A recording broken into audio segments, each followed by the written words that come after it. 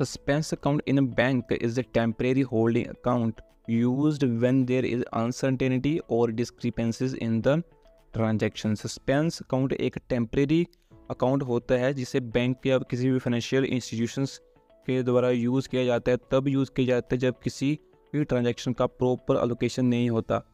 ये account unprocessed या फिर अनक्लियर ट्रांजैक्शंस को टेम्परेरी होल्ड करने के लिए यूज़ में लाता है, जब तक उन ट्रांजैक्शंस का फाइनल डेस्टिनेशन क्या है या फिर क्लासिफिकेशन क्या है, जब तक उन अकाउंट्स ट्रांजैक्शंस की क्लासिफिकेशन प्रॉपर से नहीं की जाती, एडजस्टमेंट नहीं की जाती, तब तक उन अकाउंट्स उन एंट्रीज को सस्पेंस अकाउंट में डाला जाता है कि उनकी प्रॉपर क्लैरिफिकेशन हो सके।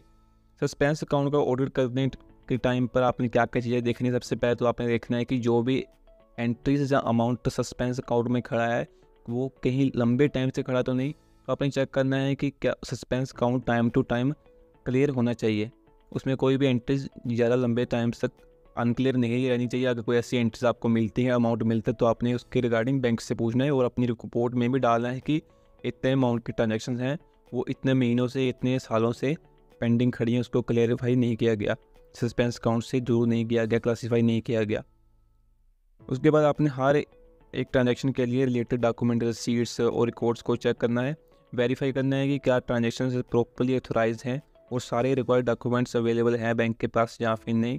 सस्पेंस अकाउंट को बैंक के जर्नल लेजर और रिलेटेड अकाउंट के साथ रिकनसाइल करना है, इंश्योर करना है कि हर ट्रांजैक्शन का एक्यूरेट एंट्री सस्पेंस अकाउंट में किया गया है या फिर नहीं। उसके बाद आइडेंटिफाई करें कि कोई भी अनयूजर ट्रांजैक्शन, अनएक्सप्लेन ट्रांजैक्शन तो नहीं, क्योंकि कोई ऐसी ट्रांजैक्शन जिसका बैंक के पास कोई एक्सप्लेनेशन ही नहीं है, तो उस ट्रांजैक्शन को आपने प्रॉपरली इन्वेस्टिगेट करना है